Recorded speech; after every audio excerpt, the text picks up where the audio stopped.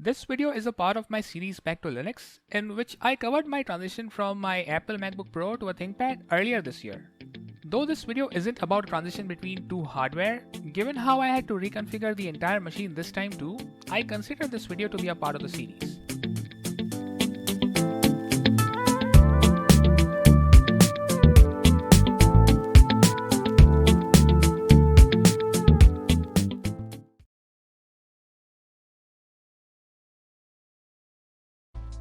If you haven't watched the previous videos in the series yet, you might feel a little lost in this one.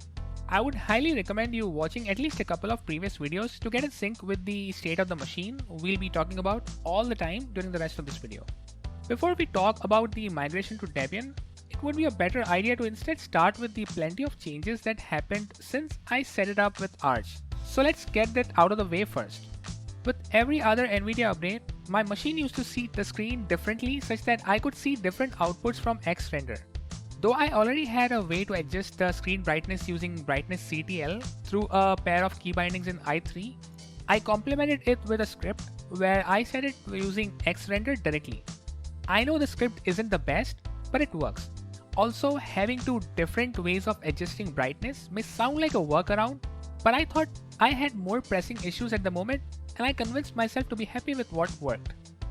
I used to wonder why the trackpad used to work so much better in GNOME Shell as compared to other environments. I finally found out a way to configure the trackpad behavior manually using Xinput. I could set parameters like gesture sensitivity, inverted scrolling, and also a two-finger tap for the right click. After I did that, I wasn't surprised that the trackpad performed 100 times better than it used to without it. With some tweaks that in fact changed twice during my months with Arch, I got the integrated microphone to work and it performed great. The final method was just to install a package named SOF firmware. The fingerprint sensor and the rest of the hardware were still in the same state as it was before. Let's start talking about the new setup I now have with Debian. It's similar to the old one in some ways and different otherwise. There sure were a few compromises that I hope will disappear with time. The following things remain the same.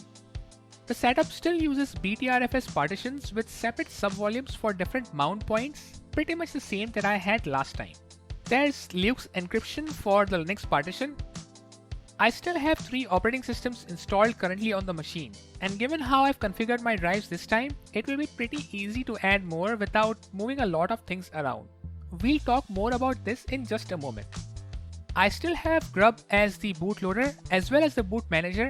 As with all the experiments I performed with the newer and cooler alternatives, nothing worked as expected with the complicated parts of my setup like Luke's encryption for example. You may blame this one on me, but I guess Grub still works. Now let's talk about the things that have changed. I now have a simpler drive partition scheme with a smaller count of partitions. We'll talk about this new scheme in detail in just a moment. As it goes without saying, Debian now becomes the primary OS. Arch became the new alternate secondary OS because I'd miss Pacman otherwise. I plan to keep my .files compatible with Arch as well, at least for a while, just as I've made all efforts to keep it compatible with macOS even after switching to Linux full time. Though the swap space still continues to exist as a separate drive partition, it's been reduced in size and has been only kept for the sake of it. I've seen people using a swap file instead, but I don't plan to look into it anytime soon. I now have a larger boot partition which has been increased in size from 500 megabytes to 512 megabytes. Not that it changes anything, but I guess it's just better to look at with this number. I now also have a larger Windows partition which though wasn't planned but happened as a result of the repartitioning that reduced the number of partitions and also the size of the swap partition. So the new partition scheme involves a single BTRFS partition that hosts multiple subvolumes for all Linux distros. Along with the clear advantage of having to look at and deal with a smaller number of partitions, the following are a few more advantages.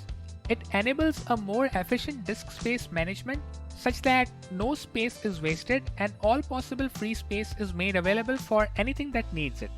It provides a possibility to add more Linux distros to the set without having to move around partitions all over again. All distros can now share a single encryption. In my previous video about how I used dbootstrap, I did mention the issues I encountered while installing Debian. With all that taken care of, let's talk about the issues and changes that exist after and as a result of the installation. My drive is now encrypted with LUKS 1 instead of LUKS 2. I don't know how much that will affect my setup and workflow, but this thing will remain there in a corner of my mind until the change to support LUKS 2 finally makes its way to our systems through future updates to Grub. As far as I've read, upgrading from LUKS 1 to LUKS 2 is just a matter of a single command. Maybe. Now I get 2 password prompts instead of 1. Once for the boot partition even before Grub shows up, and then for the second time for Linux root. This might as well be related to the previous change, but I guess I can live with it for the time being, given I only start my machine about once a day. Yes, I do shut it down at night, being from the 80s. Debian has different package names for packages like fd and bat, which are fdfind and batcat, respectively.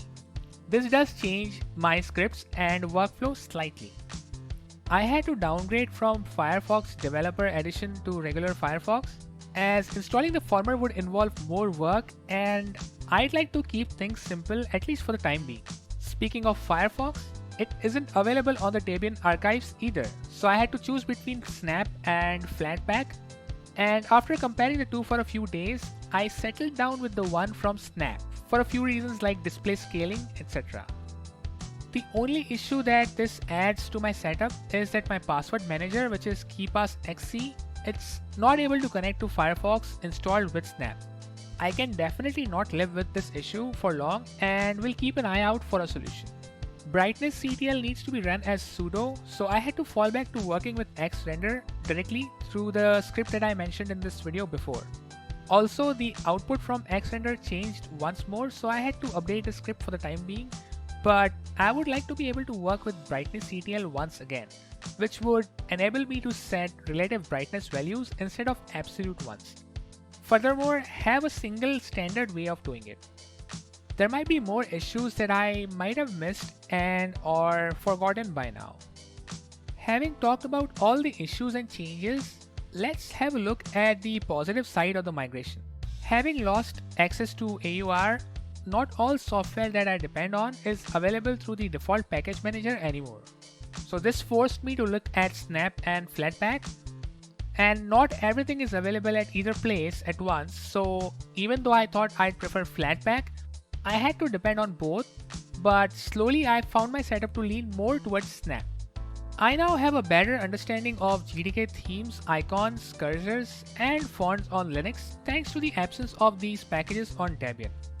These did exist in my previous setup when I configured all these elements after hours of rising my Linux, but the elements still came as packages from the AUR, which, as it goes without saying, neither exist on Debian archives, nor do they need to be, considering the kind of assets or dependencies these are. Now I have scripts to install all of them by cloning them from their respective GitHub repos and placing them at the right file system locations. Do I even need to mention that I'm running NVIDIA and Xorg once again with virtually no issues? I also have better display scaling at places like the SDDM login screen, for example, without writing the tiniest of scripts. I've been getting way smaller software updates without a single issue since I've moved on to this side. I now run an update every now and then without a fear of ending up with an unusable system. Yes, I don't live my life that dangerously anymore, but I'm happy I can spend all that extra time on something arguably more productive. This may not be all, and I'm sure I'll be coming across gaps and issues here and there at least for the next few months. Regardless, I'm sure it'll be fun. I'll try to cover anything significant that I get to learn in the process of navigating through these issues, if there are any. The relatively lower priority issues that I talked about can be ironed out one by one slowly while I resume back to my planned development tasks that had been stalled for a long time due to this migration. So this has been my experience with Debian till now, and having a very similar and close to complete setup with two completely different Linux distributions proves the same thing we already know. There could be multiple ways to solve a problem in Linux. The next one in the series could be Gentoo, but that would be like jumping ahead several years. In the near future, I might jump back to Arch, hopefully when I'll be a little better equipped to deal with the issues that I wasn't able to deal with this time. Till then, Debian helps get the job done, and in some ways, it gets it done better. That's all that I have for this video, so let me know if you liked it through the like, unlike buttons, or through your thoughts, feedback, preferably constructive, and ideas in the comments. You may also subscribe to the channel to show me your support and encourage me to make more of such videos. Thanks for watching it till the end. May the maker watch over you. See you in the next video.